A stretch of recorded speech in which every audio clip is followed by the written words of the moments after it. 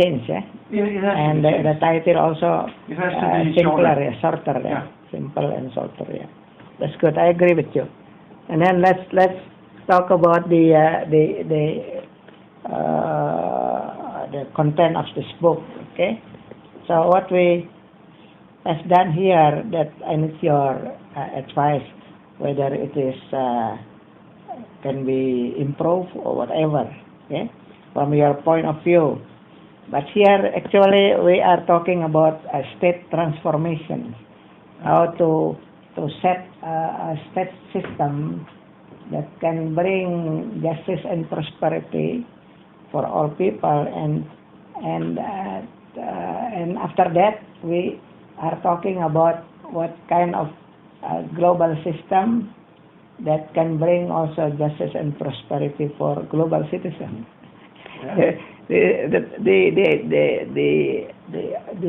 The objective or the aim is, the target is good, but how to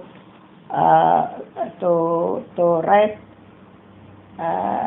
this book, the best book, in such a way so it can change the society, it can change the world, and beneficial for all people. That's the idea of this discussion. Well, how did Karl Marx wrote his?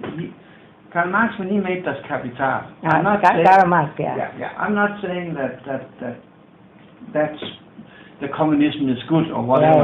What I'm stating is that his book made a big impact. Oh yeah, in the world, in the world, very big impact. We still see results of this today. Billion of people to follow. His ideology. And basically, what he did in his book was to make a project plan. He made a number of chapters that basically were milestones, how to implement a state system so you end up with communism at the end. Communism is actually, if you talk about communism, is actually, you start with socialism and then you implement a lot of stuff, and then the final goal is communism. So what he did was to make a project plan. I'm not saying we should make a project plan for communism, but I'm saying that it seems like if we build chapters on we have to do this, we have to do that, we have to do that, based on milestones of the transformation of that society, then it's probably not the worst way to do it. That's good.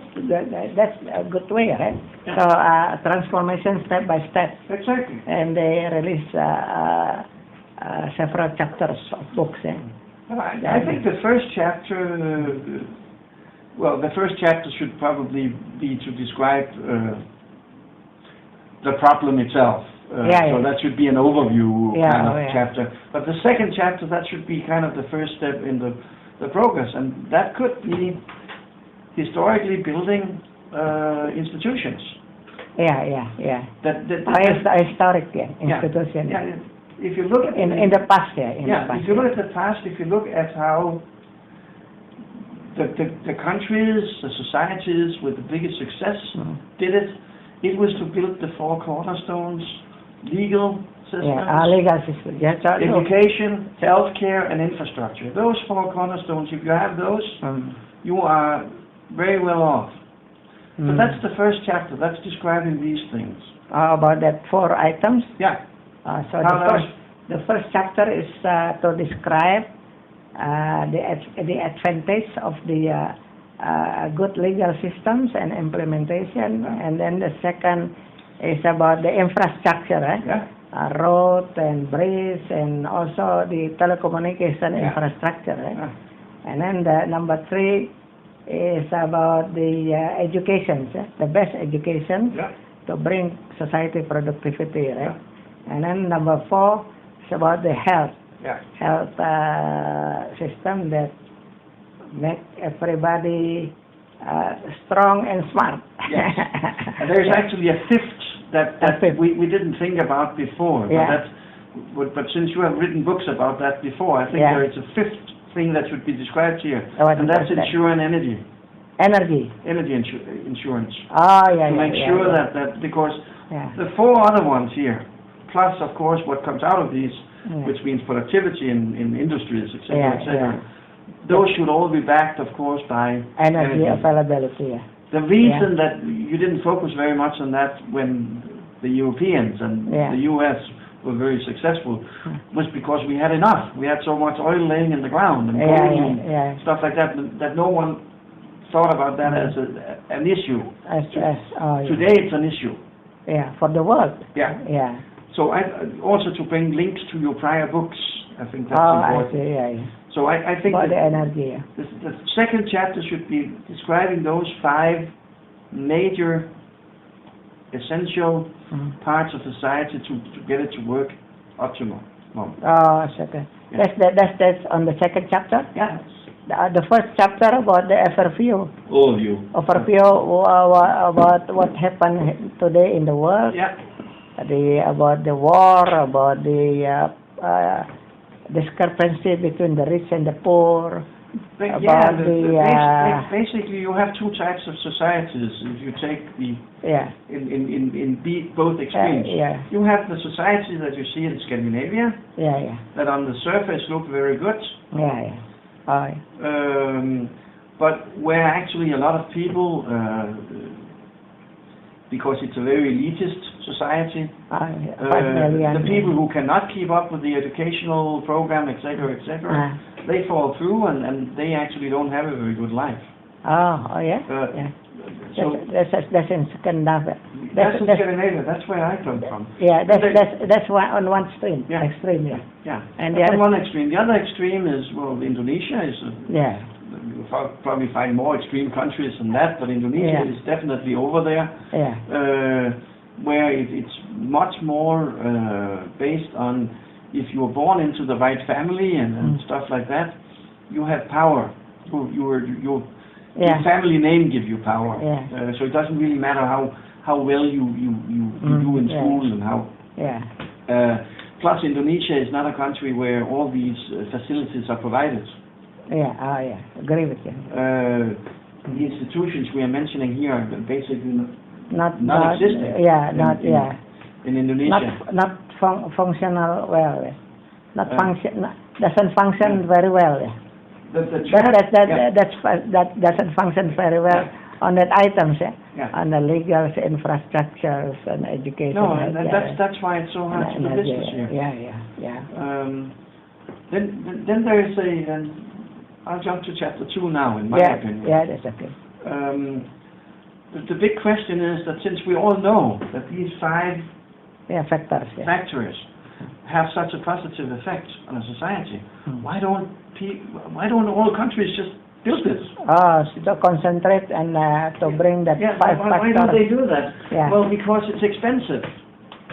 The cost of building these things are expensive. So that's why. So the trick from the very start of doing this transformation is to figure out how can we drive down the cost of building these 5 factors. Now we can look again at the extreme, Scandinavia. Okay. Running these 5 factors in my country, in Scandinavia, is extremely expensive. Extremely expensive. Yes. But available, right? It's available. That bring your country to become more advanced country. Much more. Much more. But it has been extremely expensive to get to that level, and one of the reasons for that is because people, when they have free education, free healthcare, free everything, they tend to get lazy. If you're sitting in a government position in Denmark and you have all these free things and your pension is secured, etc., you don't really feel very much for working anymore because you already not motivated. You already have all the stuff you need. They call it a well-driven society. So wealth-driven society. And that leads to it's not corruption, but it's getting money for jobs that you don't really do. Actually, you could call it corruption, but then I'll get in trouble in my country. They don't like that word. That's one color corruption. It's one kind of corruption, actually. So the not responsible. The trick here is because we know we need these institutions to have a society to work, but we cannot have the expense level that we see in the countries like Scandinavia. Like Scandinavia, because so this first factor is very important. Very and important. Then can bring. But the cost level of these 5 has to go down. Now these 5 factors in Scandinavia is very expensive. Yes. So that giving problem also for the country, Yes. For the state. So the state institution should bring this cost for these 5 factors going down. That's the biggest challenge for Western countries today. Oh, I see. The reason we brought ourselves in this situation was due to the fact that for a century or 2 centuries, we took resources, we took very cheap raw material from for instance, Indonesia, colonial era. Africa, South America, etc. We took the raw materials at the raw materials for more or less nothing. And then we processed them in our countries and made huge profits. And these huge profits, they financed the institutions. Today, every citizen in a country in the West have to pay for these institutions to run. Before you had say the government institution, right? Yeah. Before you had 1 person in the West and 4 people somewhere in some colonies paying for these institutions. That's a good point. Right? That's a good point. So what people in the West, they get support from 4 in the colonial. An average, right? If you, my country, we had 5 million people, we probably had 20 million, people in other countries supporting, right? Since we don't have colonies anymore, and since actually the post-colony countries have become more aware of this and actually want, money for their stuff. That's not the point anymore. That's the biggest problem in the West, that we are used, it's like, let's say I'm used to make $100,000 a year. And I've done that for 10 or 15 years. I've had house and cars and everything, and suddenly somebody tells me, now you have to live for 30,000. That's hard. It's very hard. So from 10,000 to become say 3,000. Yes, and that's basically the cost of these institutions. That's basically what happened before, where we had plenty of money in our countries. No problem. It was just growing and growing and growing, and nothing. And now today it's happened in the Western that they have to bring down. They cannot afford anymore with high costs. Why did with 5 institutions? Yes, exactly. Why did Greece go bankrupt, more or less? Greece. Greece, Greece. Why is the U.S. basically bankrupt? Why is Spain? Why is Italy? Why is Portugal basically bankrupt? For the same reasons. They built these institutions, and now they don't have the income from their colonies anymore. But the people in these countries still expect this service level. Already used to be high cost. In order not to make revolutions or bad things happening in the street, the government continues with the service level, but that means that the government have a loss every year. And when this loss accumulates, well, more and more interest comes through, and at some point you get to the level where Greece is. Even United States also the same. Yes. They have a very big debt on the government, debt on the corporations. But that's like knocking on the door to this big guy and saying, I want my money.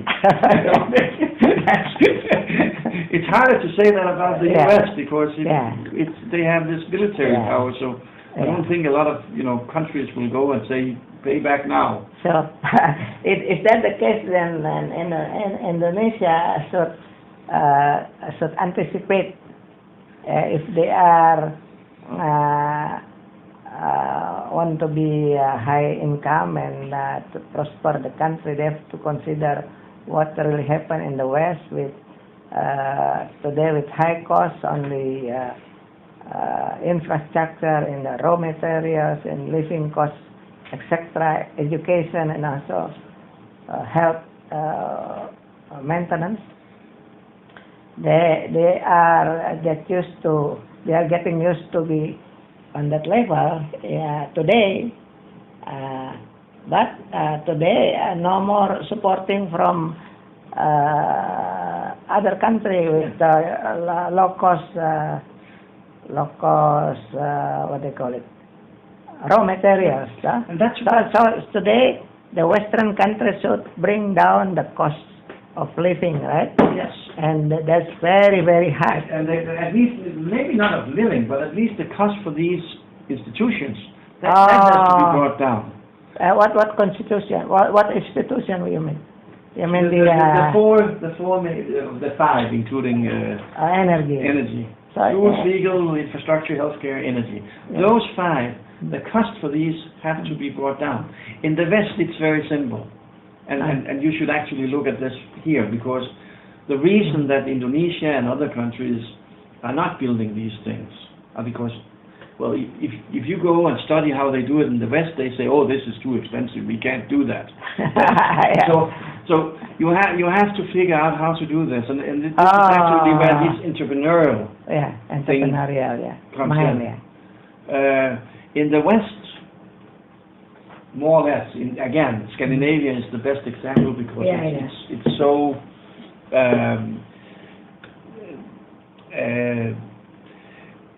it's so based on government people. And all these things in Scandinavia are based on government institutions operating. So today they have to bring down the cost. Yeah, they have to bring down the cost. So they don't need to to get loan from overseas. Exactly. And if you look at 5,000 years of history. Yeah, 5,000 years. 5,000 years of history. There's one thing we have learned in 5,000 years. And that's that governments cannot operate. They can govern, but they cannot operate. Oh, it's okay. The cost for healthcare in Denmark. Given the quality level we are getting in healthcare, of course, you have to take that into consideration. You just mentioned about the govern and to operate. What is the really difference on that? The difference between governing and operating is, if you govern, you make decisions, and you only make decisions. Make decisions. Whereas if you operate, you do the day-to-day operation. Said in another way. Oh, I see. These two things. Right now, we have learned over 5,000 years. Governments are not good at operating. Government not good in operating. No, these factors here makes the cost. Yeah. Because the government is operating. The government is operating. It doesn't work. It doesn't. You have to put that down. Put that down by the government only to govern. Govern. And operate, give it to the private sector. Exactly. Or give it to the society. Yes, exactly. Self-driven society to look after the part of the government job today. Yeah. What the government should do is say, we need these and these things. They should describe these things, and they should make procurement procedures for this. Here's a contract. Here is what we need. Dear private sector, bids on this. And you have a 2-year contract, a 3-year contract, whatever it is. We overview things. Meanwhile, and when I say we, I don't mean the government. I mean the people. We have internet today. We have all kinds of stuff today. So basically, the judge of how this works, how it's operated, should be people being able via social networks, etc. So the sovereignty return back to the society, right? Yeah. So the society actually become the jurist to ensure that. Now we jumped into chapter 3. Okay. How about in Indonesia? In the eastern country or the poor country, we have to start like what you are doing. We have to build here. how we build... We will have to build the school, legal infrastructure, healthcare, and also... How to build is to lower... Where do you put it here? Huh? Build institutions. I will write it backwards. One is problem, two, building institutions. Yeah, and how means lower the cost of these institutions. Okay, yeah. And that's done by putting operations to private and government. And then 4, because this is the problem about chapter 3.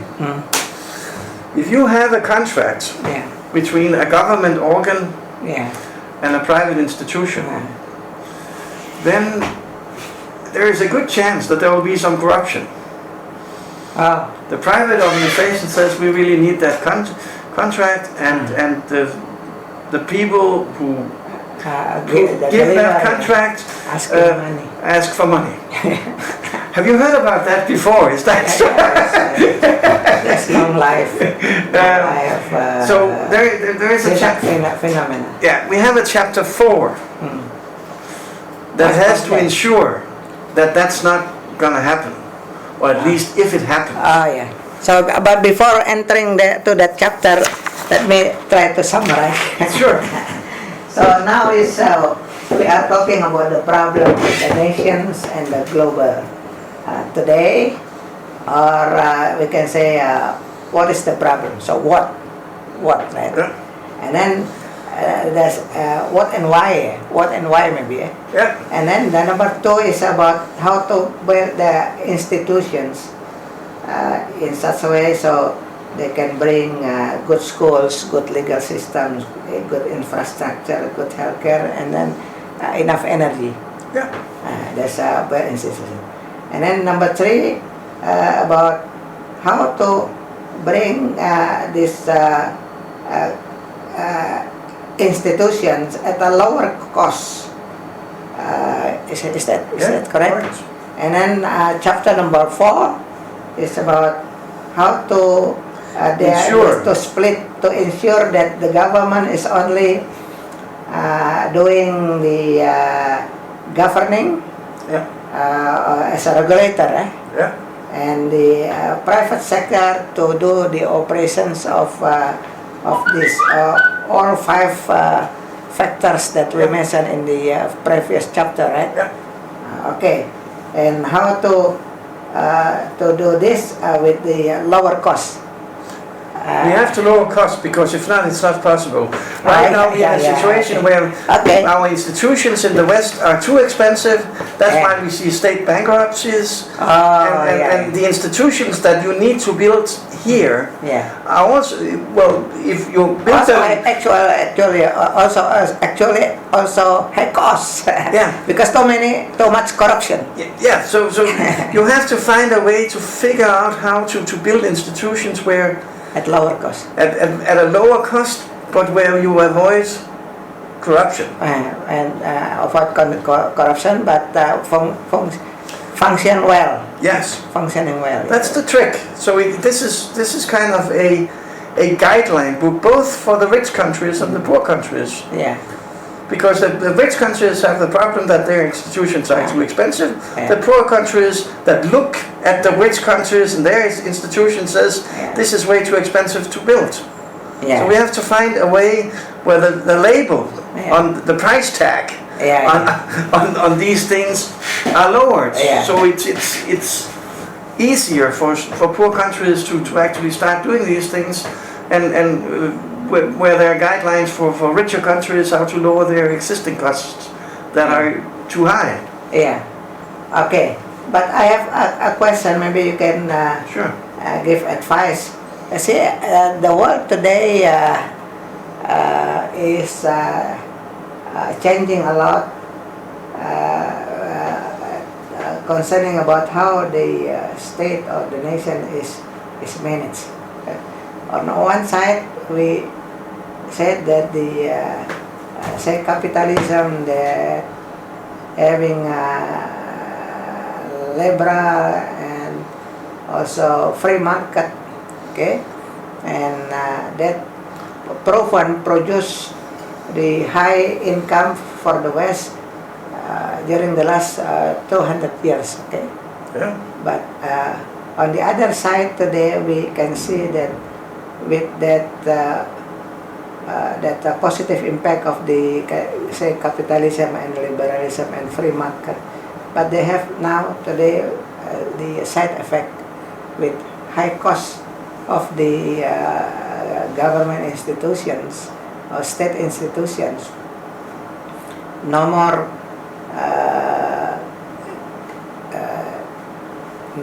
what I say, cannot be maintained anymore, because the support from the like in the past for the low cost material, raw materials is not existing anymore. No. Okay. After colonial times, we have to pay for our goods in the West. And this become the problem for the West, how to bring down the cost in such a way so the state still can give the environment so the society can prosper, still get the prosperity. Okay. But on the other side today we can see the eastern country like Korea, Singapore, today China, they can grow their economy. In my opinion, they follow the Western free market and Western liberalism, Western open society, open politics, and also open economy. Okay, and then they can bring the society to become prosper. Okay, and some of them, they are not really doing not 100% like what the Westerns did in the past, like democracy, whatever. Some Western writers or authors say that the Eastern country, they are doing like authoritarianism, not democracy, like the late Lee Kuan Yew in Singapore. They are doing, some people say, like a dictator, to manage the country and then to set up institutions during more than 30 years. But at the end, the society feel they are happy and they are prosperous, and they are progress a lot, like in Malaysia, in maybe in certain level, like in Korea. So, which one is better to bring prosperity and justice for all people? Like in Western, they are split the regulators and operators into two split. No intervention is allowed for the government to enter into the private sector, for instance, or the free market. Like I remember one of the writers say, Maynard Keynes, they had an objection that the government as a regulator also should enter into the market. So the market is not treated as a free market but a regulated market. And that was done very well by Roosevelt in 1930s when they have... that's the Keynes theory. Yeah, Keynes theory. Yeah. And that's maybe that's against the what Adam Smith said. No, this is very. This is similar, or yeah, you can easily do that, but what the government cannot do is they cannot operate, but they can write out orders and tenders. If they want to drive, what they did in the 30s in the U.S. to get over the depression was that they put out a lot of building, a lot of building contracts and a lot of infrastructure contracts, etc., to get the wheels rolling again. They did that in the past. And the government can still do that if the government want to make sure that a certain aspect of the society is moving very fast forward. Well, they can enter into they become the operator, something like that. No, they can never become operators, but they can make sure that there are so many tenders out there, so there is so much activity going on. That area will be developed. Yeah. So what I'm trying to say here, in the Eastern country, the government, especially in China, they become a regulator, but part of them they become also the operators with the government-owned company to become a prime mover in the beginnings, to control the economy of the state, and also to go overseas as a company, but with big support from the government. And the result is their economy growing very fast. So it seems to me that the government can play as operators if it is needed, but not the whole. Most of them is given to the private sector to become an operators.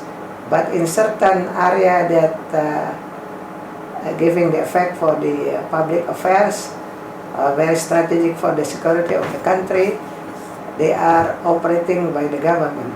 What do you think about this? I think relating to the idea of how to bring the cost lower, okay, to bring the cost lower for the government, but it is effective to bring prosperity, growth and prosperity for all people. I picked up a couple of topics in your speech there. Yeah. I'll answer the operating government question at the end. Yeah. I want to take a few topics off here. Yeah, okay. There is a major difference between the traditional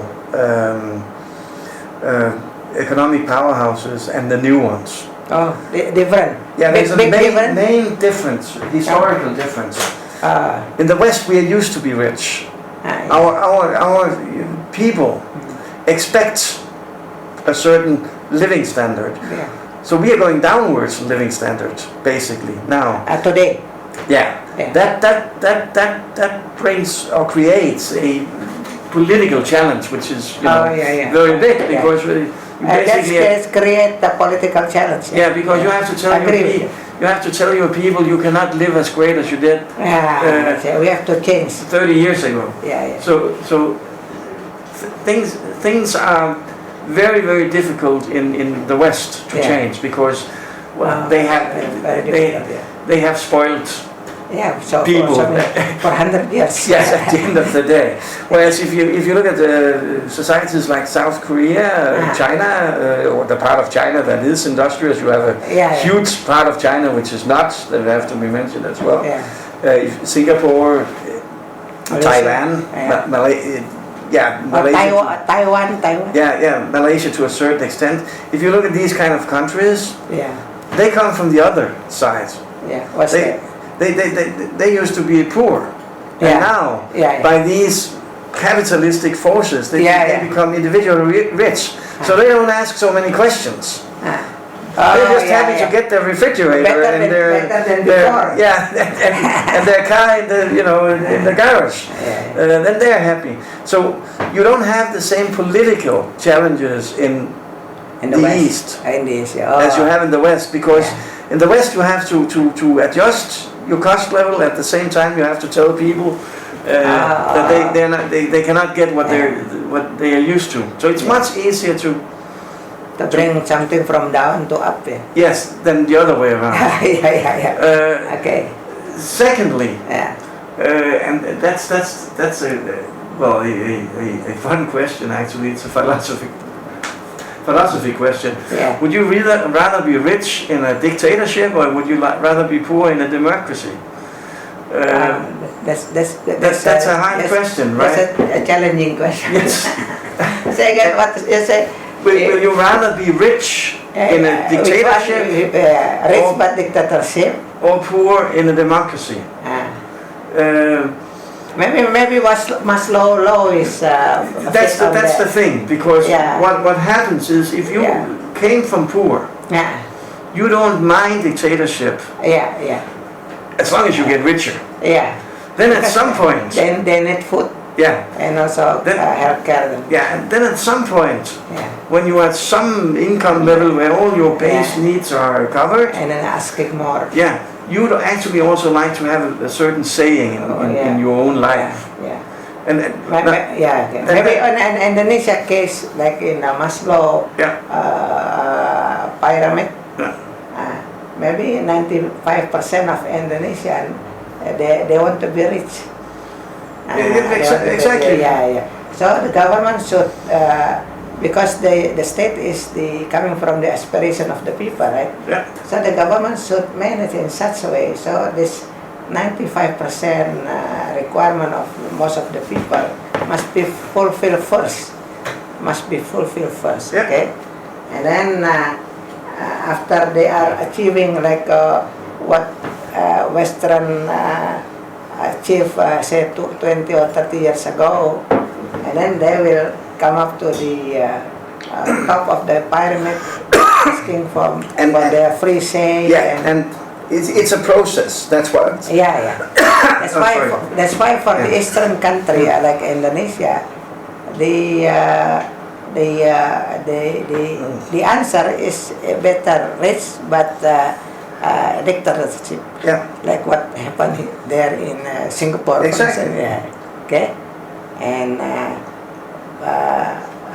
that's a choice for the poor country or for the less developed country, right? Well, it's also the state system is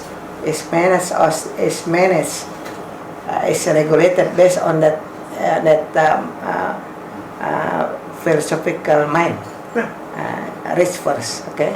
Rich first. Education first. Build your institutions first.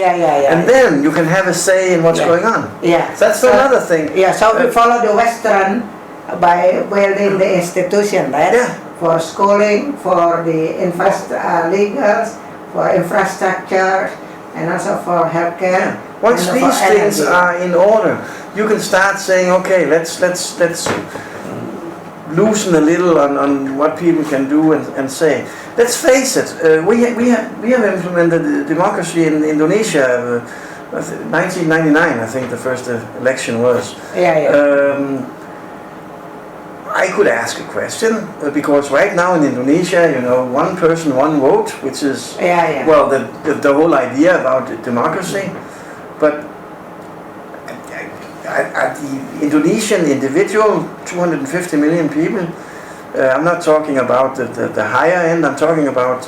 most of the people, majority of the people. Are they really equipped, educational, to give a vote? I don't think so. They are not well equipped, and what happened today, the country... from the most of the majority of the people, they are not happy with what happened today because cost of living is high and job is also difficult and legal system is not working very well, no justice for all people. So today they are not happy with the democracy system today. Democracy that applies here in this country today. So that's why we are writing this book, try to bring something, a new idea that how to fulfill the majority of the people's needs. In my opinion, to become rich and treated well. Justice is also exists in the country, and in my opinion, like try to adopt your idea in the beginning that we have to build all the institutions in 5 institutions, so they are all functioning well to follow the success of the Western country and also to follow the success of some Eastern country like Singapore or Korea. They are giving the priority for high education, good educations, world-class educations, and setting up good legal systems to bring certainty for the peoples, and then to bring justice for all people. A legal system that if they are coming into the what they call it, court, there must be very fast decision, and also low cost, no corruption, and no bribery. Yeah, exactly. I think we are. I agree with your idea. We Indonesia should follow that Western and some Eastern country on that 5 very important and very strategic items. And can you continue? What else you are? Now we are talking only about the state, but later we are talking about the global system. Yeah. Still okay? Yeah, that's fine. That's fine. What else you are going to say about it? Then we go back to the government, the governing and the operation. That was actually the initial question. There was just a few things you said before that I had to comment first. The trap that you came into in the West, the reason we have this, enormously expensive infrastructure, legal system, etc. in the West, was due to the fact that we fell into this trap that governments could actually do these things. The government can do it. I don't think that government companies are good in any way, even if it seems right now that they're good. What happens to government companies is from the start they're good because you inject a lot of capital into these companies. Like a subsidy. So they can do a lot of things, and that works very well. But what you build in these organizational structures, when you do it like that, is bad habits. Take Telkomsel. Take Pertamina. Take. I mean, can you mention one? They are not competitive. No, can you mention one government company in Indonesia that works? I mean, that's good. There are none, and that they probably started in a good way. They started by saying, okay, we need to centralize all this because it's a big task, etc. But look where they end. So short term, sure. They like Sims working. But long term, you end up in some bankruptcy, maybe. Very bad systems, and that's exactly what happens in the West. If you look at the healthcare system in Denmark, where I come from, it's so bureaucratic, it's so filled with rules, and so basically, when you have 2 nurses, you have 4 people that fills out the papers. It should be it should be 1 filling out papers and 5 nurses, more hands and less administration. And so that's where you end up with, and that's why, even though that it's tempting to say that's proven, to say government should also operate, it's not a long-term good decision, and it's proven by 5,000 years of I mean, China is 5,000 years old. They have had government people in China for 5,000 years. It has never been good when these people started operating. As an initial prime mover is okay, but it's only short term. Only for funding, never for operation. Only for funding, There is a big difference. You can, as a government institution, say, we'd like to put out these contracts, and we will put up rules in the procurement procedures that makes these contracts very hard to fulfill. If contracts are very hard to fulfill, of course the price for executing these contracts will be higher. And by doing that, you can direct funding into the different projects. That's fine, but it still has, the key is it still has to be operated by private sector. If not, you get into a trap at a later point where suddenly you... I agree with you, that's proven. I mean, there's not one company in Indonesia that works very well on government hands. I don't think in Denmark, where we don't have any corruption, there are any companies that works on government hands that actually functions very well. So no, and that's... So in principles, we have to split regulators. I mean, in general, idea that the government is doing the funding and regulate the system, so the private sector can perform.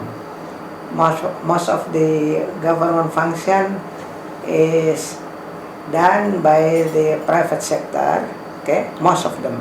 And then maybe like you mentioned the other day, the government maybe is doing for the army and also the foreign policy. Yeah, there are few things that you cannot privatize.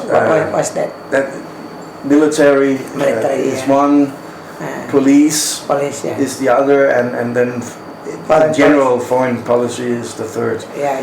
These things you cannot. Then there's the whole rule making, but we have not even come to that. This is more a matter of how should things be structured. There's also a chapter saying how should laws be implemented, but that's a whole other discussion. And then we ready to go to chapter 5. 4. Now it's about. No, here we have. Problem built lower costs. Yes. 4 is how to ensure that there is no corruption. Here. That's number 4. So 4 is how to ensure there will be no corruption in the It's called public transparency. That's probably the word. That's good. Public transparency. Jadi keterbukaan publik. This public transparency is in effect of the accountability, public accountability. Here are the tricks. Once you put out a tender, this tender has to go on a website or it has to be completely open. Everybody should be able to see it. There should be no documents in any tender given from the government that is not public. What they call it, transparency. Public transparency. Yes, and if you go 20 years back, you didn't have the technical abilities to do this, but you have with internet and security systems within the internet. Today you have all these resources available, so it's more a matter of using them. So you need transparency in the tender phase, the negotiation phase, tender phase. You need transparency. A part of any procurement, of any tender, should be a chapter in any tender material should be how do you feed back, how do you post back your results. Define 20 key factors that has to be fulfilled. If it's building a road from here to here, one key factor is you have to build a kilometer a day or whatever it is. Another key factor is it has to last for 5 years.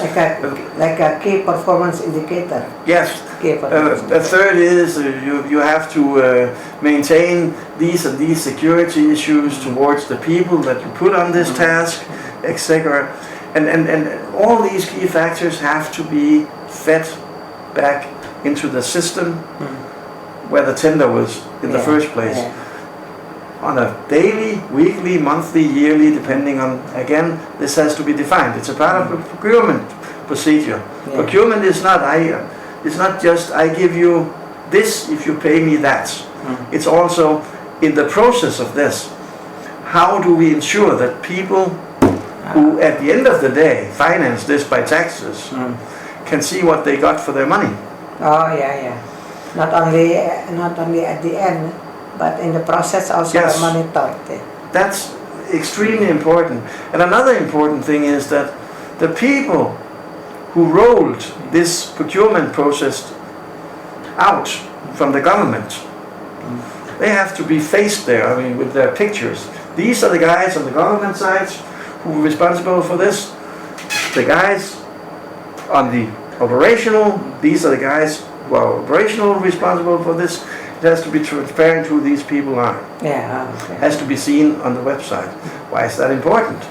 Because next time another procurement procedure is rolled out, if you from a government point of view have failed the last 3 procurement procedures, chances are you shouldn't be sitting in the board doing the 4th one. So it's more a matter of this transparency, this everything transparent enables the people and not the law. If you look at this country, if you drive down Ampera at a Thursday, you can't get through on a Thursday morning because they're prosecuting all these people from the government who the court. Yeah, South Jakarta court. Exactly. And you have these procedures in this country because it's not transparent. So you have to go find the people who are cheating, and then you have to put them in the court of law. It's much easier to say, okay, you were a part of this. This is the result. These are the feedbacks. This is good or this is bad. Either you have egg on your face or you look golden. Yeah. They start applying that in the public service institution in Jakarta. So now it is easier, like arranging the what they call it, kartu penduduk, KTP, citizen card. Yeah. It takes only 2-3 days or hours, I don't know. Also for the anything that we need that relating to the kelurahan or kecamatan, it is today it is easier. They manage that very well today. But I agree with you, and transparency is very important. I'm going to extend the idea of transparency into the state system. Like in the state system, the top sovereignty actually is on the people, right, on the citizen. The highest sovereignty is on people's hand actually in a democracy system, right? And then they are presenting the constitutions that also must be approved by the peoples, and then going down into the law systems, constitution and then law. I mean act government act, and after that they are having regulations follow that act that released by the parliament. So I think in the state system also we have to apply transparency and accountability, and the transparency should be based on the written documents that understand fully by the people, right? So they can request transparency based on that regulations. So in such a way, so the peoples or the citizen can control the implementation of the regulation by the government. I think today it is possible because what they call it, multimedia. That today already in 2010 in the world only 1.8 billion people using multimedia. I read a book. I requested a book but not yet arrived, but I read the brochure saying that in the next 5 years there will be 5 billion to 7 billion people in the internet network or in the multimedia. So today everything is changing, and digital technology will have that transparency requirement. Exactly. Yeah. We are basing our democracy on principles that's 2,500 years old, from the old Greeks, 400 years BC. which is fine and dandy. But the thing is that a lot of things have changed since then. It's 2,500 years ago. So we have to transform the transformation for everything, right? Yes. And this is a good time for all people in the world, for all citizens to change everything. Especially today we have 8 billion people on Earth, and I see the CNN program last week saying that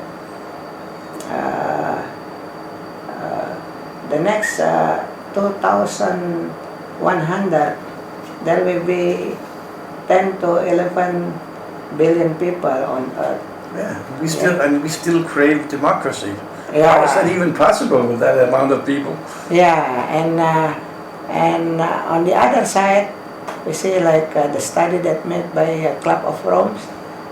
They predict that at the end of the 21st century, there will be disaster because of the global warming coming up more than 3 or 4 degrees Celsius more than today, and that create what they call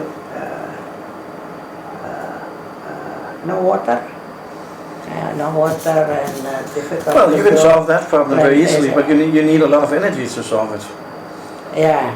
I mean, we might run out of water, fresh water, but you can convert salt water to fresh water. You just need an enormous amount of energy. Yeah, that's why the big idea of what we are discussing today is how to set the state system in such a way so the prediction of the Club of Rome about you remember this one is a challenge of the futures about the life expectation dropped down 50% in 2100 or 2080 because of the declining of natural resources, also declining of the food availability. Okay, that's because of dry season on Earth, no water, and this caused the life expectation drop down here in 2075, and energy resources also decline. So we have to, the challenge of the 21st century actually how to eliminate this challenge, this disaster for civilizations. And in my opinion, there are 2 solutions. In my opinion, one is on the number of the people on Earth. Like the predictions will be 10 or 12,000, 10 to 12 billion people, 2,100. Okay. Yeah. Let's create the shortage of energy, create shortage of food, and also create of the global warming because they are using a lot of cars and everything, and fossil fuel. In my opinion, why don't we just go ahead to set the state or global system that make all people, or especially the elite, to decrease the population instead of 11 billion people in 2100. Why don't we make it like flat at 4 billion people, so that will reduce food and energy and everything. And then the second thing is on the state or global systems. Today, in my opinions, if this is happened, life expectancy declining so sharp, the victims mostly will be the citizen, right? So many village people will die or whatever. So today, if we are going to decline the global warming, like what who is the Vice President of the United States. What's the name of Al Gore? He read books named Future. He mentioned there that the challenge of the global warming, it is real. It is real. But he only asking with the justification and reset that made in the past. He only asking that all the government in the world should realize this is real and should do something to reduce the global warming. But that's it. Only asking. My opinion, why this fossil fuel keep increasing utilizations? Because of the corporate, especially oil company or car manufacturer company, they are happy if they can produce more car and more gasoline use, they get more profit. So my thinking, why don't we try to reduce this by implementing the state system that can control that, by applying state system that the people's sovereignty really protected and giving as a first priority. What do you think about it? Well, first of all, do you understand that, what I mean? yes, but yes, I do, and then there's actually a contradiction in what you're saying. Yeah. Okay. Yeah. First of all, I don't think that anybody should be entitled to play God. And if life expectancy goes down due to other factors, because of global warming, then maybe that's a good thing. Because with a lower life expectancy, at the end of the day, will be fewer people. Higher life expectancy, the more people, right? The lower life expectancy, the fewer people. If we have fewer people, maybe that's the same. That will be the saving of the world at the end of the day. When it become sustainable. Exactly. So I don't think that we should be allowed to play God and say, no, you can't have that many children, or you can't do this and that. I think that will regulate itself. Self-regulate. I'm a big fan of self-control. Of a guy called Montesquieu. A French philosopher from the 1700s. Montesquieu? Yeah. Distributions of power. Yes. He said the same thing, that you have this population, and if you become too many people, the war will break out because people get on each other's nerve, and then they will kill each other. And down the population gets down to a reasonable level again. Can we do that without, say, like a war or that because of the environment is so bad, and then they're getting killed? I'm trying to think. Is there any way like reduce population by birth control? Because I think you should make another graph, because there's a paper saying that Europe and America today is about 1 billion people, right? In 2100 become 500 million only. Yeah, but I don't think it works. But there's actually a graph here I think you should introduce. Put that on the books. This is simple math. Let's go back 100 years. The start of 1900. You have to check the numbers. I can't remember them. But I think that we were around 2 billion people. At the start of the 1900s. 1800 is about 1 billion. Was 1 billion, 1800, 1 billion. So that fits very well, actually, probably, right? And then, at the start of the 1900s, the life expectancy globally increased. At the start of the 1900, it was around 50 years. 50 years, It was probably 40. In the 1800s, right? Now we are writing 2015. We have 8 billion people, and we expect people to be 80 years. Agree. That's what happened today. Yes. So basically what you have here is you have potentially 8 billion times 80. That's 64 and a lot of zeros. What was that?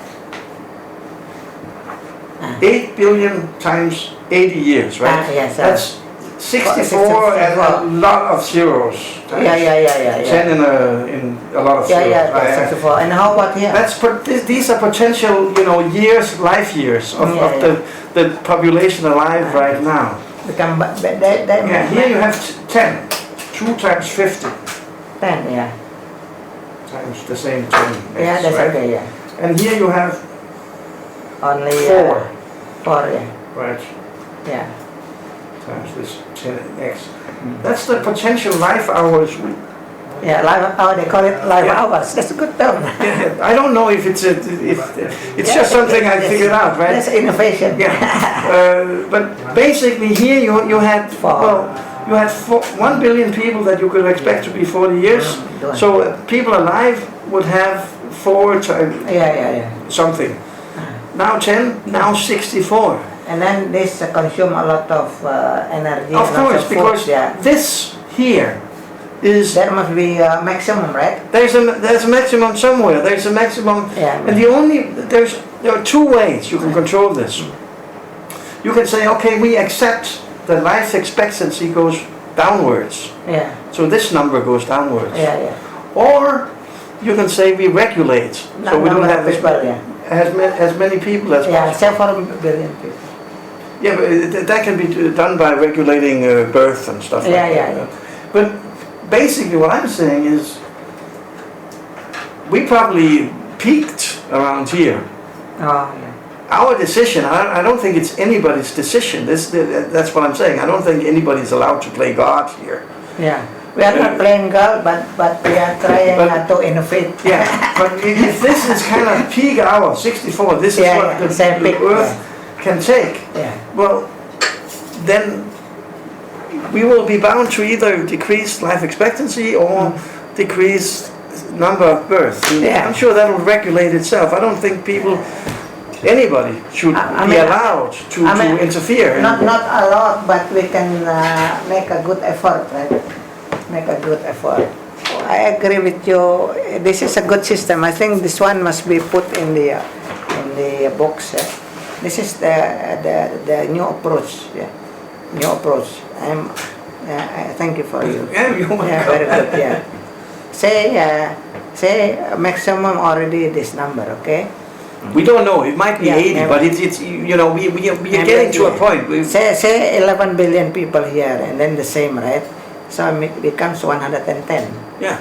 If the 10 billion here, it is 2,100, 11 billion, and then times 80, for instance. So become 110, right? Yeah. But according to Club of Rome, we will not achieve that number because that will be a big disaster in 2075. Okay?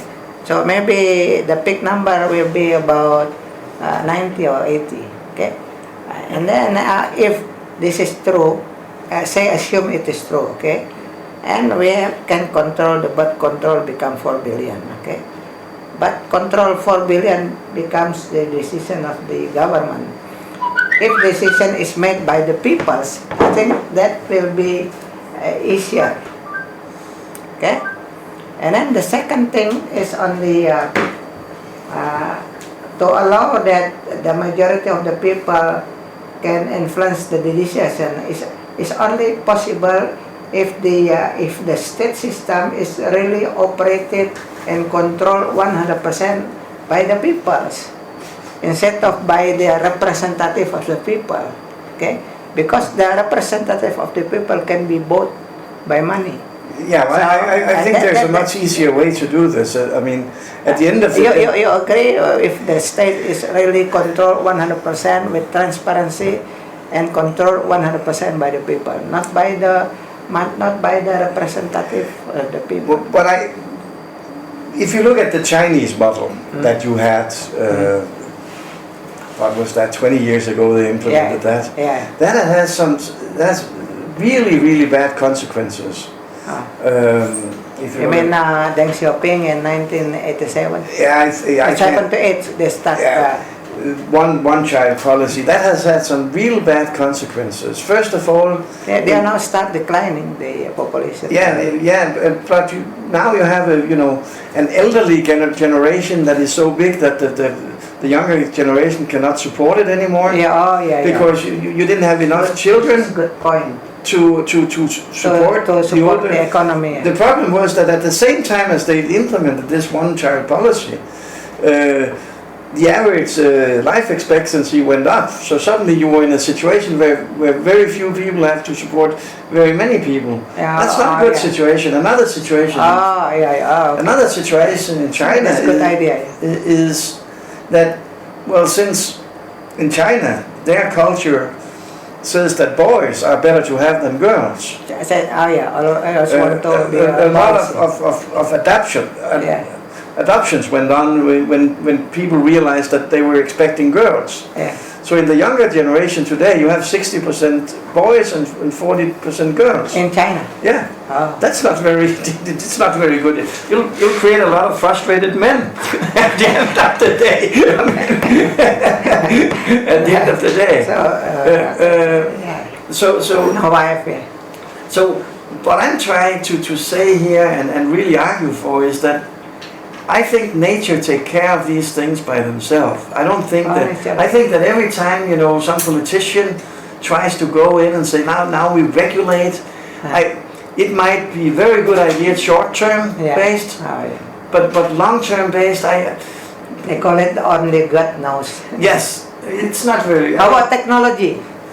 I mean, they said that in the future, in the next 5 years from today, there will be 7 billion people that involved in the multimedia. 7 billion. There's a book named Ball.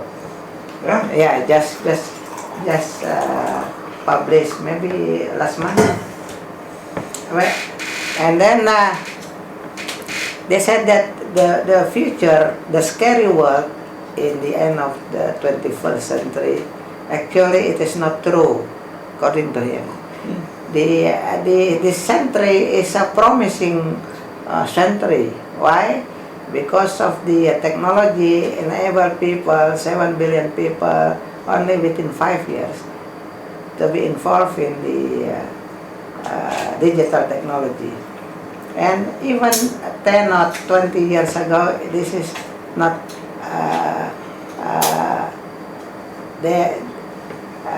not the thing that happened today.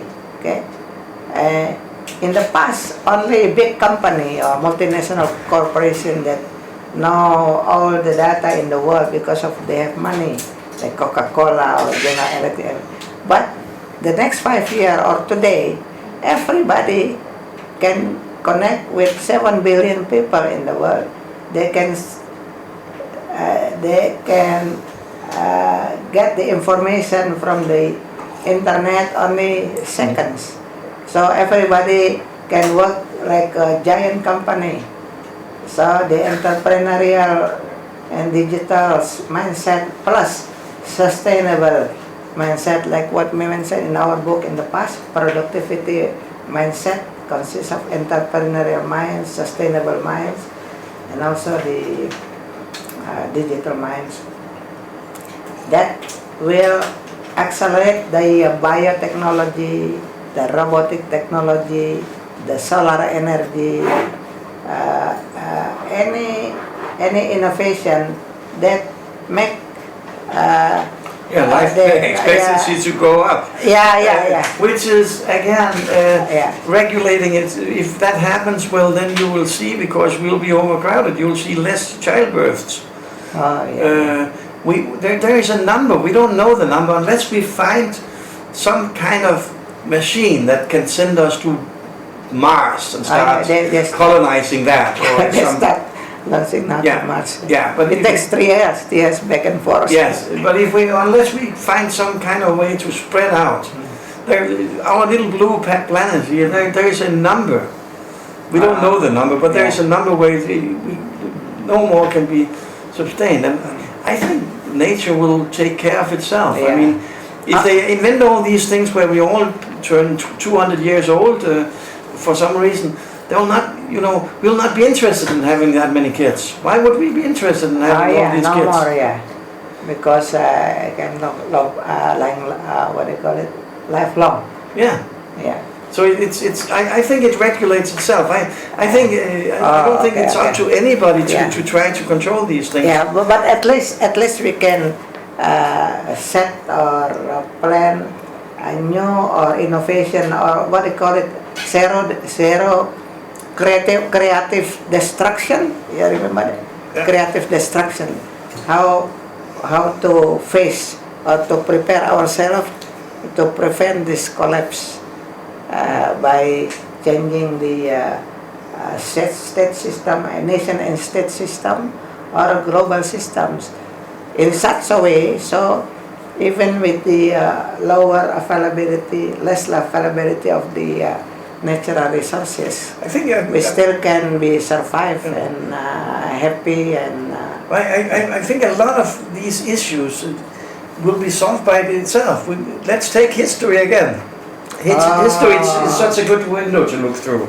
Okay. It teaches us a lot of things. Yeah, good teacher. If you go back 100 years in Denmark, the average number of kids per family would be 4 or 5. That's 20 years ago? 100 years ago. Oh, yeah. 4 or 5 kids. That's probably what you have in Indonesia now. Right? So it's the same level. Yeah, America 40 years ago, about 6 to 7. Yeah. United States. A lot of kids. And the reason for that was very simple. You didn't have any social network. I mean, if you got old, you needed kids to support you. Yeah. That's the situation we have in Indonesia today. That's why kids here it's money in the bank. Mention here that this is a very good dialogue. I'm the Eastern Indonesia with the Eastern value and Eastern experience as a country, as a humans, and Indonesia represent say medium class country or low to medium class country with 3,000 US dollar per capita. And my friend is Mr. Lundager is from Scandinavia, most developed country in the world, with the GNP per capita 50, yeah.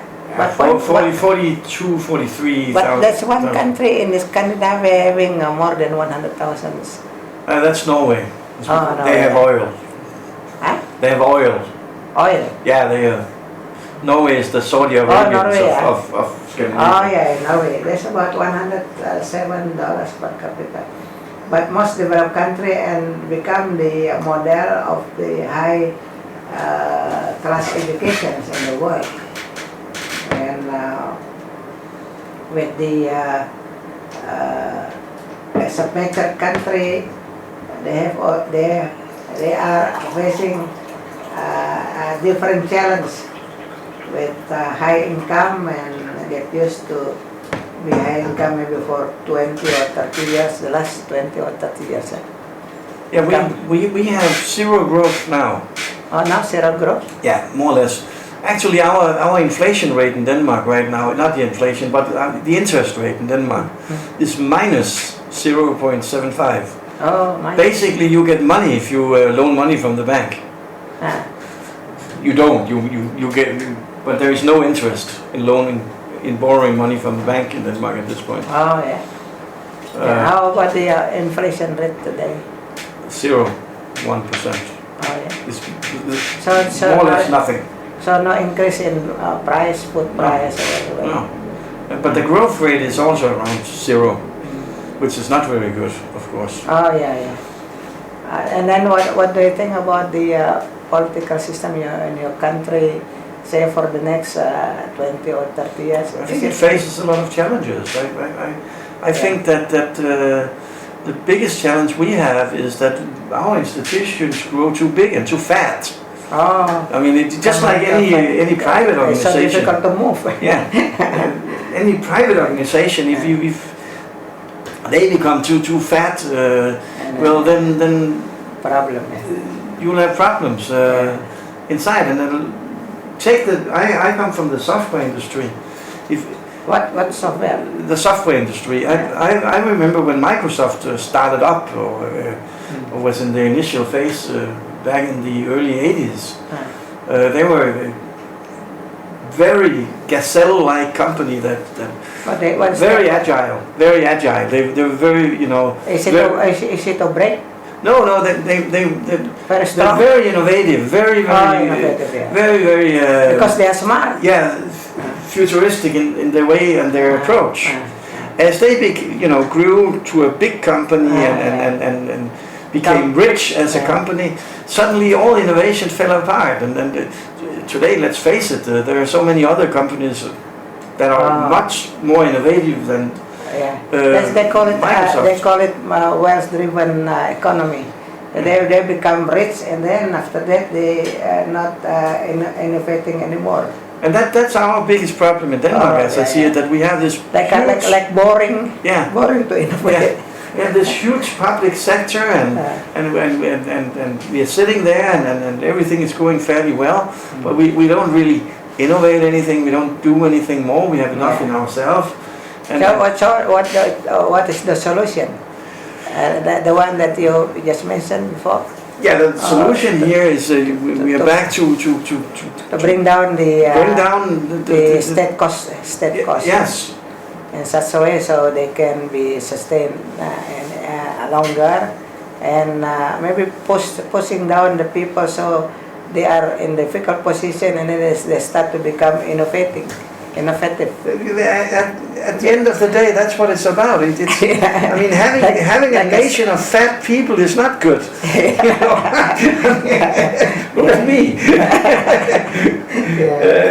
Yes, that's interesting. So I think that we kind of got in a situation in the West where we had so much success that we drowned in our own success, and now we are on a slide. In Denmark, you have the same thing when it comes to unions. What happened with the unions and the private sector? Well, first unions was a good thing, because unions would, try to bring the lower class. The lower class upwards, and when the lower class came upwards, had more money, they spent more money. That meant more industries came in, because a market was built up for that. That's how Scandinavia got so rich. It was by bringing poor people up to a medium level, because if you have a medium level, you have a market, and if you have a market, they can sell the product. You can sell the products, and then you can produce more products, and you can hire more people, and it's all a multiplication effect, and it's very good. But at a certain level, you bring people up to an income level. They're not really worth. Their salary level is not worth what they're actually doing. That's when you start saying, okay. You mean not deserve? Well, we can't compete. That is when we say, okay, these shoes should probably not be made in Denmark anymore. They should probably be made in Surabaya. Or this shirt should probably be made in China, or where it's made. That's when globalization comes into play. That when you bring your for companies, when you bring your cost level up to a certain level, you start exporting what you exporting your goods, but you start exporting the jobs that you had before. And that's our problem. That's what the union caused in Denmark. At first it was very good. Then they started getting a little greedy, and suddenly less human. Greedy is human. And then the company suddenly said, well, maybe you want that much per hour, but listen, we're going to send all our production outside Denmark. So before you had 50,000 people employed in this sector, now you have 3. They go overseas. Yes, the rest went overseas because you asked for 5% more. And that's, you know, on a country level, this union problem that was created in Denmark, on the country level, that's what we are seeing in the West. So union asking more money. Yes. And then the capitalists or the corporation. They say it's so easy. We have internet, and we can follow the production over the internet. Yeah, we go the reporting, etc., etc. So they go overseas, and then unemployment become big and big. Yeah. And then the income of the country also become less and less. That's another thing. Because they go overseas, and then the income become less and less. That's another thing. Then these people who now are unemployed, before they had salaries, they don't pay taxes anymore. Because they don't have any income. Instead, they ask for money. Yeah, like a welfare fund. Yeah. Subsidy. And that's the biggest. That sounds like a snowball. Eh? Yeah. So that's the biggest problem we have, and you cannot convince these people because they were used to get this big salary. You cannot convince them. Yeah. You had 100,000 before. Now you can only have 50,000.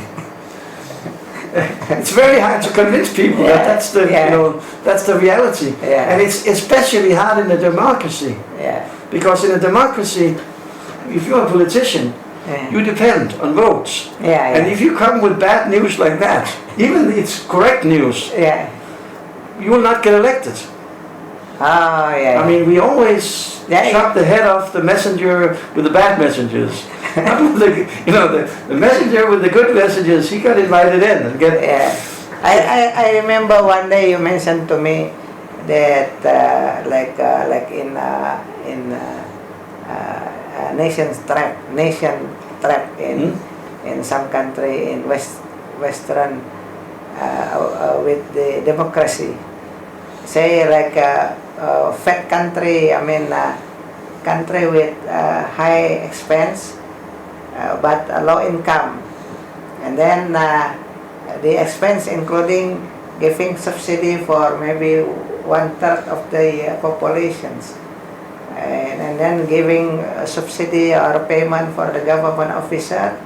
So both two absorb a lot of money from the taxpayer, but they are controlled 2/3 of the vote. Exactly, that's our problem. And then so the political party making make a deal with the 2/3 of the population vote, telling them that if they want me to give you money for you, for the 2/3 of the people that are receiving welfare fund, but you have to choose me as a political party to govern the country. That's the problem we have in Denmark. That's why I'm sitting here, by the way. Oh, I see. I was in that third group that I was the one paying. I mean, I was the taxpayer. As an entrepreneur. Yeah, and I didn't want to do that anymore. Yeah. Every time I went to the supermarket and bought a banana. For instance. Yes. When I went to the cashier, I would pay for 3 bananas. That was the price, you know. Yeah. Because the 2 other ones or somebody that not really either people who were on subsidies or people who administrated this subsidy thing. So become less motivation. Yes. Because we work hard but not deserve return, what they call it, fair. No, exactly. And we give 2 banana for others. Yeah. But they are not working well, right? They are receiving the subsidy. And that's why you come in a situation where you drown in your own success. That's basically it. Yeah. Of course. There must be a solution on that, right? Like a breakthrough. How to encourage that receiver welfare fund to become like entrepreneurs and then to serve the world. Actually, Denmark is trying to do that now. Now you have to, for your welfare check, you have to work, etc., etc.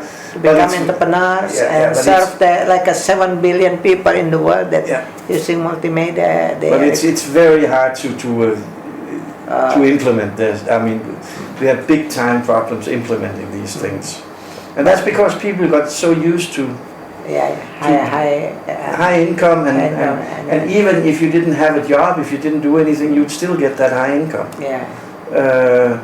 We in Denmark we have gotten so used to that it's so hard to change these things. That's what I said before. It's so much easier when things are growing.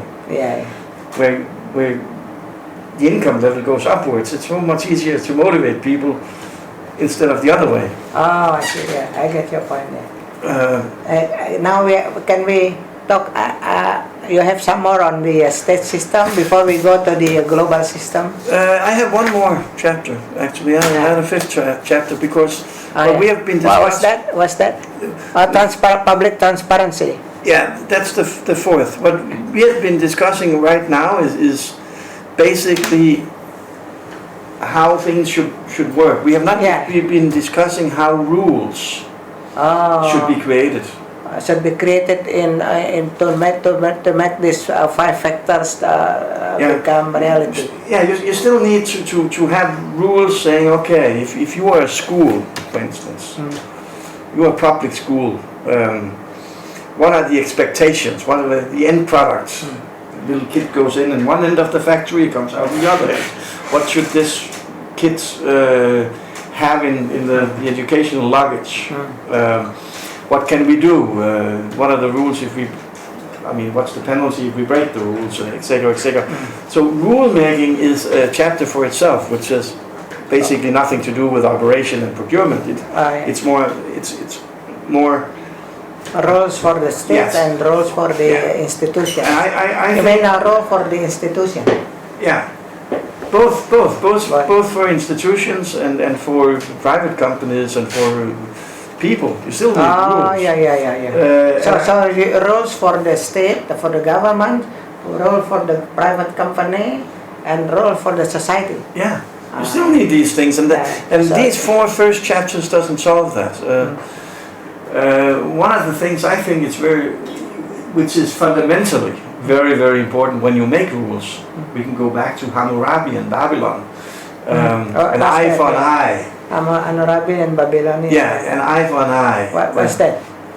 That was his first rule. If you take an eye from a person, your eye will be taken. Like a punishment? Yeah, the punishment should equal the damage you have done, basically.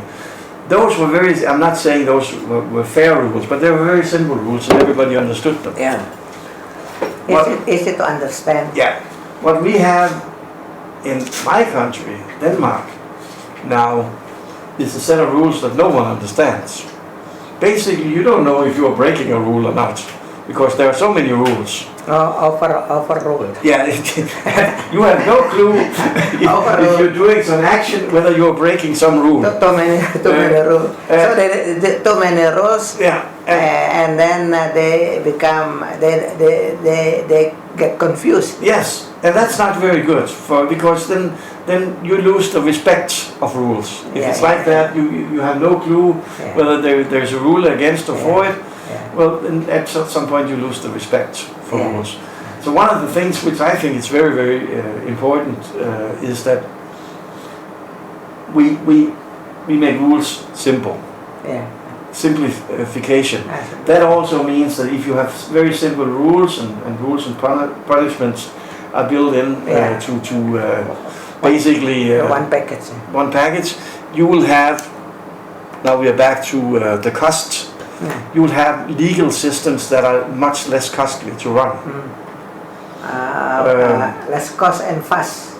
Yeah, and faster. Faster. Which actually is a good thing. If you have an issue, with your neighbor or the government or whoever you have an issue with, you don't want to wait 2 or 3 years to have that issue resolved. You want it resolved including the court system. Right? Yeah, that's what I mean. easy rules, easy to understand rules, faster means much faster legal decisions. And I think that especially the West have gone overboard in complicating things,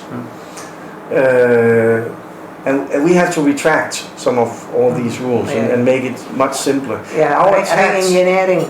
Re-engineering everything to make it simple, faster, and easy to understand. And that's one point I have regarding that. And who should propose what to remove and what to keep? Well, you need elected people to do that. Because the normal educated person cannot do that. But my special team. You need a special team. I don't think necessarily you need political parties to do that. I think. But they are now most of the party in the world, they are corrupted parties. Yeah, that's why I don't like political parties. At the end of the day, because they treat the politics as a commodity to bring money.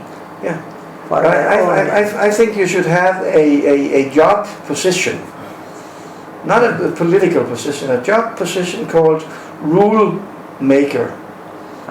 Job position, not politician. No. It's a good idea. Propose a job where your job is to propose rules for certain areas of the society and define these rules. That's your job. Like a rule maker committee. That consists of the smart and understand the rules, understand the society, and not corrupted. No, because you will not get anything, and you don't know if you make proposals that will not be like a transaction be made. Well, then at the end of the day, your job is in vain. I mean. So you need to make proposals. So rule makers, their assignment is only to produce rules. Proposals for rules. Proposals, The people should decide. Again. Not political party. Get that stuff away. I mean, the reason you had historically the reason you have political parties is because before you had internet, etc., etc. Well, what? Before what? Before you had internet. Internet, you needed before there is no internet. And then you at that time you needed a representative. If you had different opinions, you needed somebody to go talk these opinions. That's not the case anymore. I mean, everybody can sit in their home and talk. Everything now is changing. So you don't need that anymore. But that's the reason for political parties in the first place, that you needed somebody to represent you in wherever the decisions were made. Today, everybody can represent themselves because the technology allows that. With government job positions saying, the only thing I do is I propose rules for a certain area. Of course, the people who hold these jobs should know what they're doing. And you can even have this measured. If you have been sitting for 2 years in a job and where you propose legal rules and you have not gotten any of these legal rules through as a proposer, well, maybe you shouldn't have that job. Maybe we should find somebody else. To hold that. So rules maker proposed and then decided by the people. Yes. Not decided by the elite or by the political party. Driven by technology. Driven by technology. Driven by technology. We're in the middle of a social in the middle of a social media revolution anyway. Why not use it to get rid of these corrupt things in the society? So this technology, I mean, multimedia technology, changed everything. Changed the way how we manage our country, manage our people, manage the globalizations. That to ensure better result or to ensure simplifications, mechanism or rules, that can bring justice and prosperity effectively, faster, productive, and with low cost. It's the low cost that's key. We're back to chapter number 3. Low cost is essential, and that's also why, I mean, one of the reasons that you have all this corruption in this country, well, there are two. The one is greed. It's greedy. That's economic.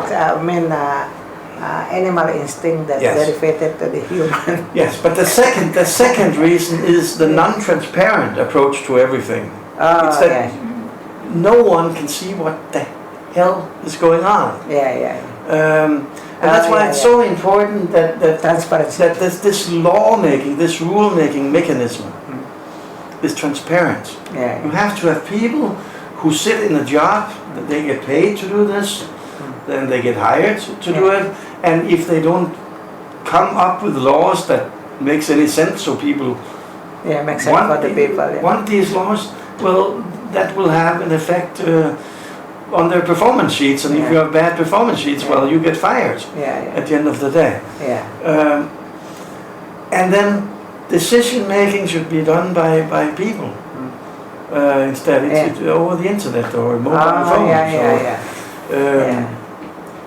And obviously, if you do it like that, lawmakers will have to look at these policies being made. If they want their policies through, well, one of the ways they can get their policies through is by looking at what do people actually mean and feel. We have so many. That's why the mechanism of national referendum by digital is a good way to. You need to engage people in making multiple choice questionnaires, etc., etc. So you can get all these statistics. These statistics should help lawmakers making laws that appeals to people, and then people should finally decide whether that's a good idea. So basically, what a lawmaker will be is a refinery for all these statistical information. Put into put into a statement of here's a law proposal. That law proposal should be understandable, because if people don't understand that law proposal, they will not vote for it. Right. That's the people's language.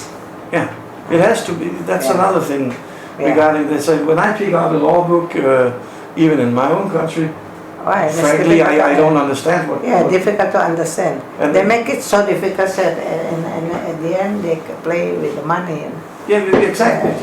That's what you have to. That's why lawmaking right now is in a wrong position, and proposals for laws are in a wrong position. That's why I think that 5th chapter in this is extremely important. The 5th chapter is about regulation. That's regulations, and write it here. So we have it after lawmaking. Lawmaking, Now, if we go back to the state system, since the highest sovereignty is on the peoples, and then in the past we use people representative because the internet was not available at that time. Today we have internet available, so we don't need people representative anymore.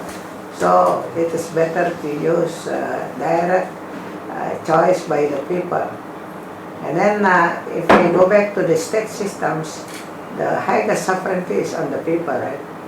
And then the peoples decided the constitution. So lawmaking, the highest lawmaking guidance, written guidance, actually is the constitutions. And after that, we go to the act, law, regulations, act. In the past, it is decided by the parliament, by the elites, by political party. But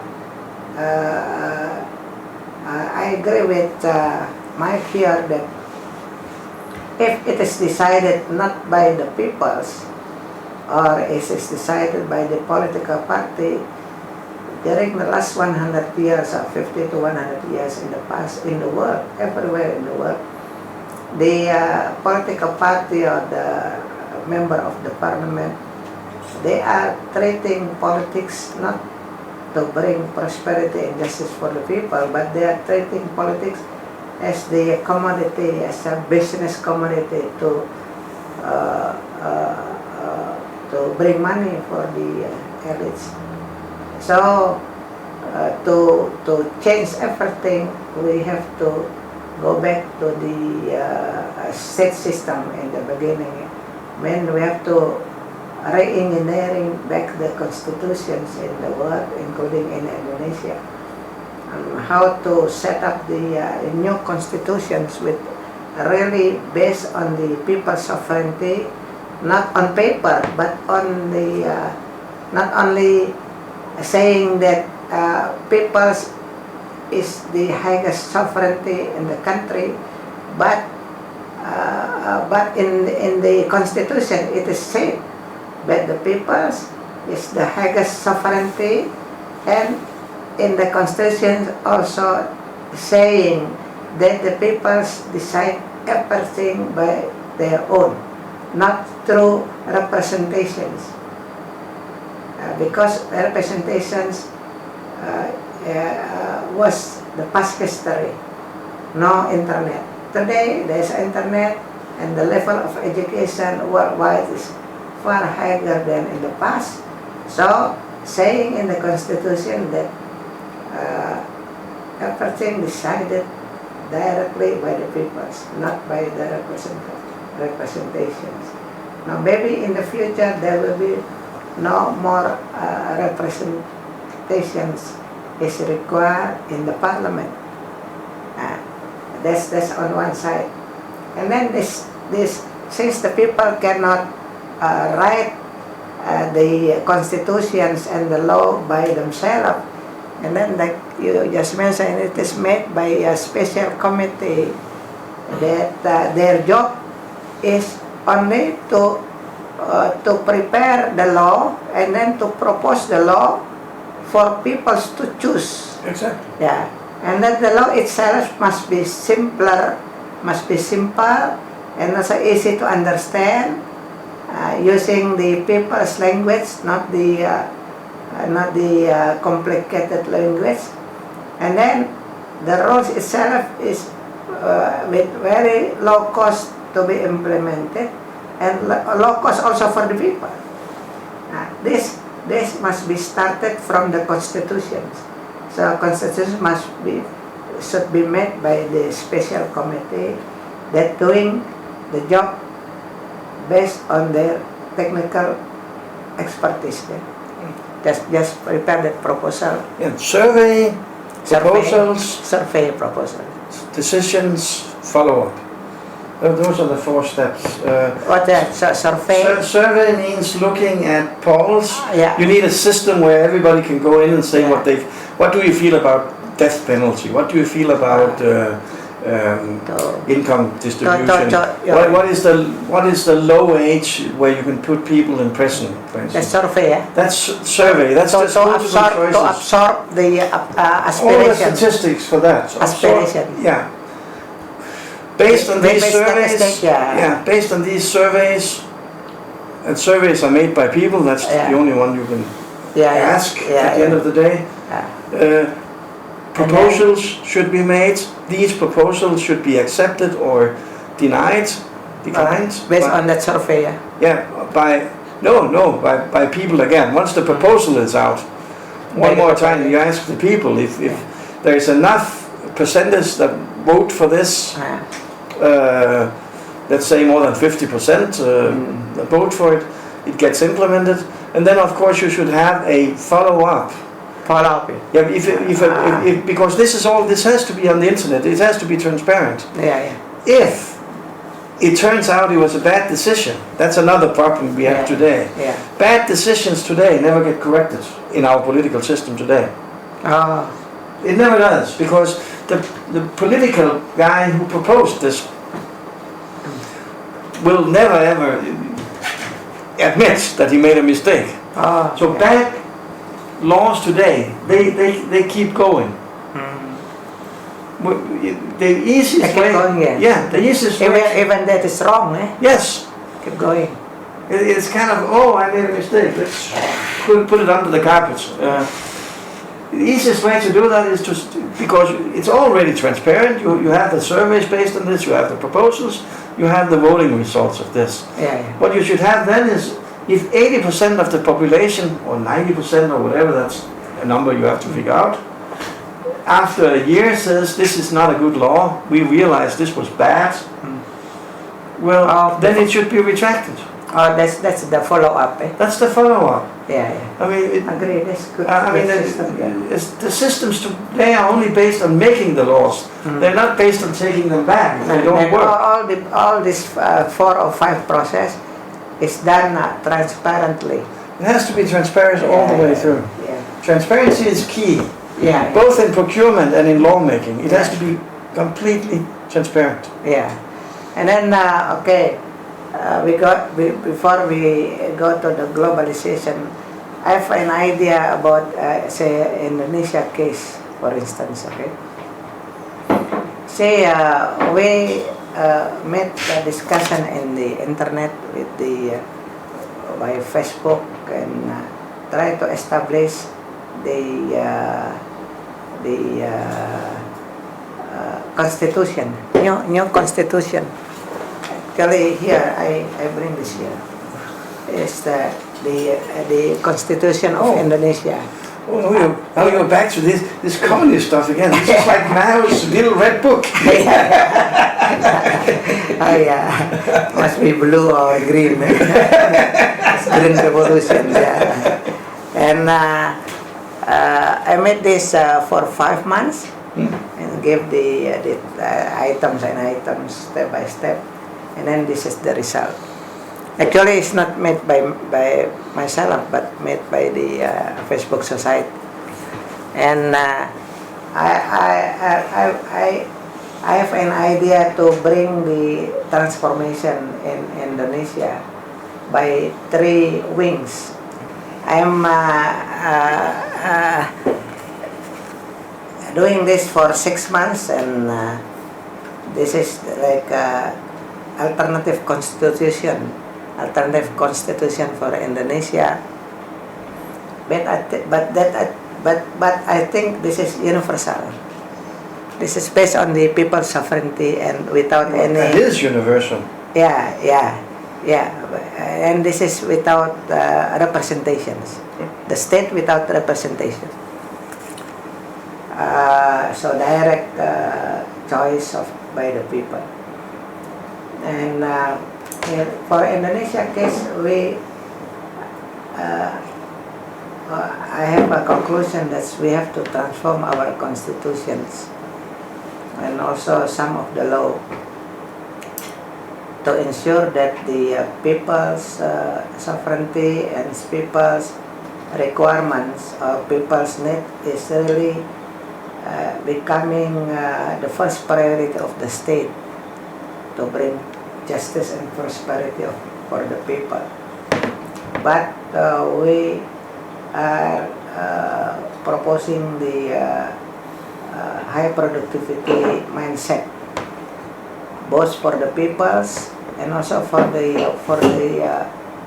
government institutions. So the high productivity mindset means that they have to be entrepreneurials, they have to be digitals to follow this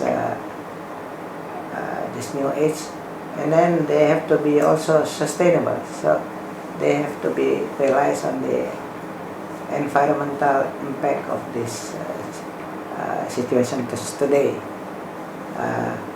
and to transform the states, I have 3 wings or three movement. Okay. One is the what they call it, the intellectuals movements that to try to re-engineering the constitution that we have today,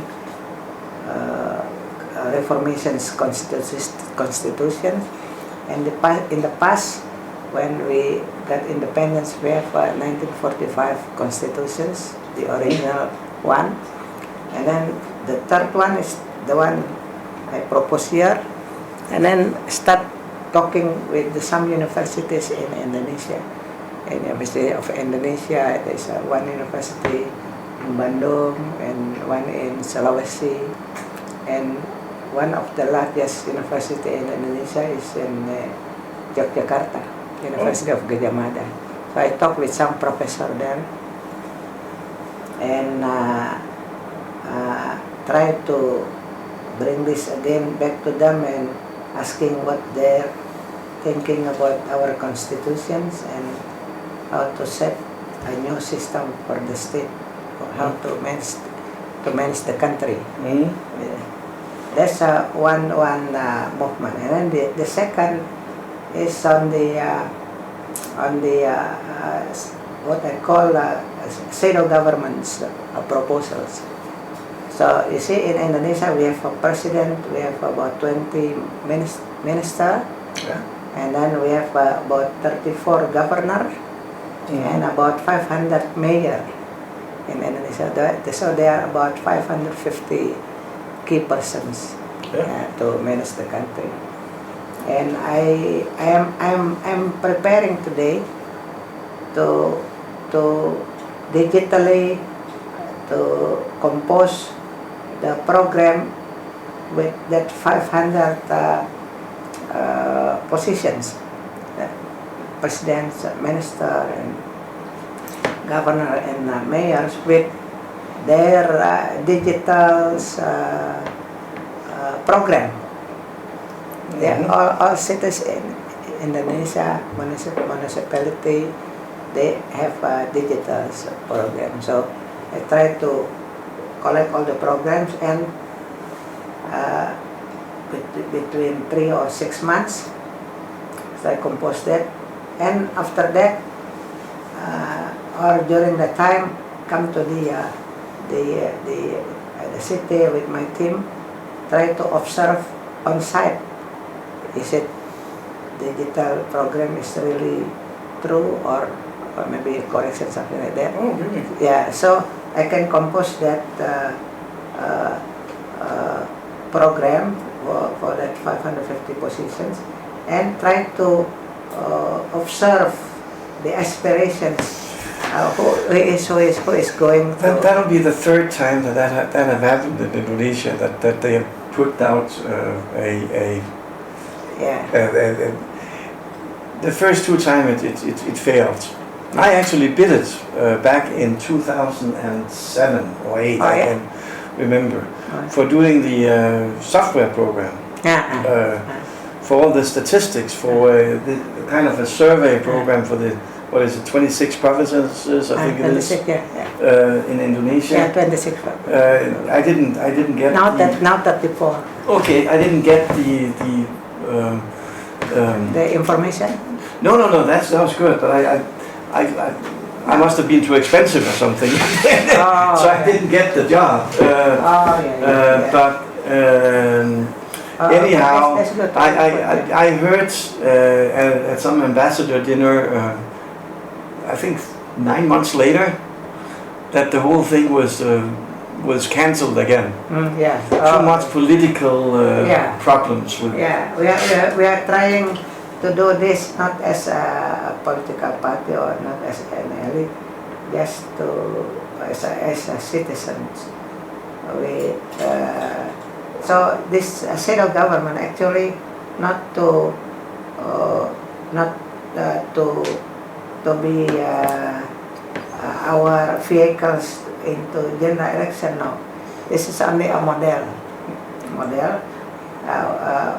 What is the really say 10 strategic plan for each city or each minister, for instance, like only 10. The most important and strategic plan for the people, and then this is socialized into the society during maybe 6 months or 1 year. Try to persuade the people, to inform the people about their right, and then what they really need from this country or from the government. And this will educate all the peoples, and also to educate the what they call it, the intellectuals, and also educate the political party and elites, that they have to concentrate on the best team works and then the best plan, not play with the buying and selling power for money, but present the best people and the best team for the best team and the best plan for the people to choose in the general election in 2019. That's the second wing. Okay, and then the third wing is the student movement. Okay? Like a pressure group to the society and also to the government, to remind them that we have to do something to bring this, like to eliminate corruption, to bring this country more transparent, and to drop down the food price, for instance, for the people. And they come some to my place here, asking advice what to do, sir. So these three wings will be working for 1 year. Okay, for 1 year to produce their ability, to contribute their ability. And while we are preparing this for 1 year, there will be in the same time there will be a socializing process about the constitution, about the shadow government, and then about the warning from the student movement. So everybody is aware, if we keep going with the corruption, this country may face the more difficulties. After this, we're talking also to the president or whoever. We ask for a true polling opinion. Yeah. With the reputable surveyors. And if the result that maybe I don't have any experience on that, if the results saying that they are happier with the new constitutions, and then we will be asking the government to release a law concerning the referendum right of the peoples, because that law already eliminated when they start a Reformation era in 1999 or 2000. 1998. Yeah. It was when Habibi took over the temporary power. Yeah, yeah. And they had to make a constitution, a new constitution, before they could have an election, which was in 1999. Yeah. I was here. I remember these things. So I'm trying to do something for my country. Try to do without any ambition to become the president of this country, because I have my health. Yeah. But I'm trying to persuade, especially the young generations, the young leader of Indonesia, with the book or with television or whatever, multimedia, so they can be more conscious, national consciousness, to bring something better for this country. I think the media here is correct, actually. I mean, I remember one of our first talks a few years ago. Yeah. That bringing out books, that's good for a certain number of people in a country, but the real focus on these things should be by light media. Like this one. Like this one. Yeah. It's very hard to bring out messages to people if it's in written forms in more than one page at a time. People cannot cope with all that information. This one is more effective. Eh? Yeah, much more. You can. I think for today. What do you think about my idea to, with these three wings, try to influence. The only Is it positive or? Well, it's a very good idea, but I also think it's an idea that might give you a lot of opponents. A lot of people who don't want this to happen. Yeah, that's why we have to make this as fair as possible, as good as possible, and to become win-win for everybody. So we have to make this in such a way so they can understand that in the long run, this is good for all of them. And say this book, if already prepared, I invite you to become co-writers. We can bring this also overseas, and it would be fun. Yeah, there's something, right? Because this like a humanity to help more people, billions of people. I also think that the purpose of this book, just like, by the way, the books I mentioned before, which are kind of historic books, the purpose should be to open the discussion for that, so other people could come with similar books or other ideas to kind of refine. Refining. These ideas. I'm sure we don't get it right the first time. Say We don't get it right the first time. What? I don't think that anybody can have the correct ideas the first. You can have base ideas that has to be tweaked a little so it becomes correct. I think this book should be considered a book that starts discussions and starts people thinking in these terms. It's a process that's gonna take 10 years maybe. I mean, the things that we wrote down on this piece of paper here, it's not going to happen overnight. It's a long process. I agree with you. That's why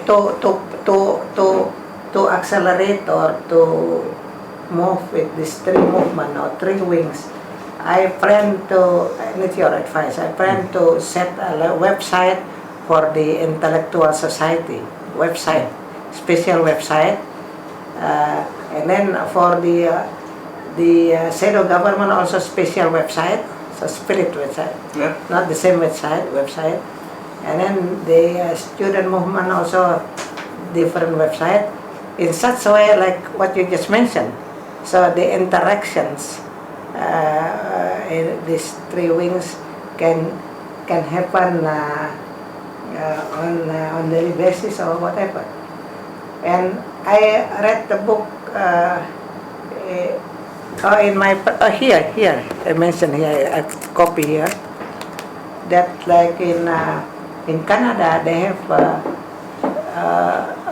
internet society named Urban Society.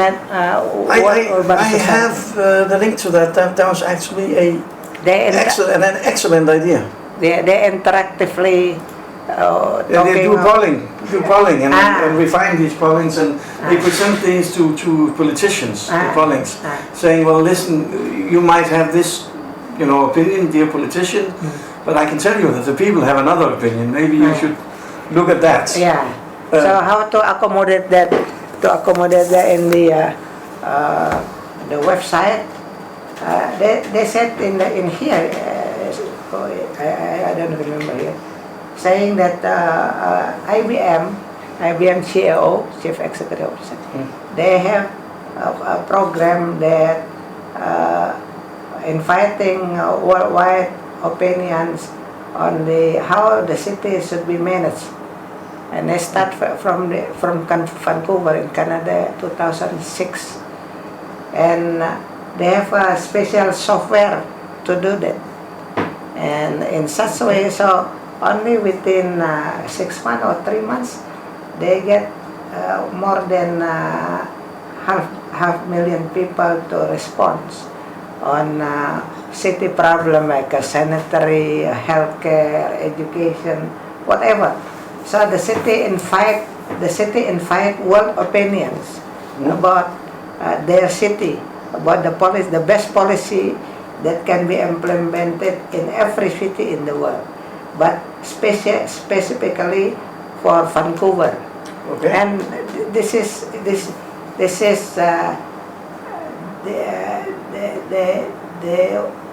they succeeded. So how we can get that software? Like similar software that can be used for these 3 websites. Yeah. So I have a few ideas, but I have to think it through. I give you my opinion first, Yeah. and next time we meet, and we talk also about globalization. Yeah. But this one, we will give you the copy, Okay. so you can see as a model.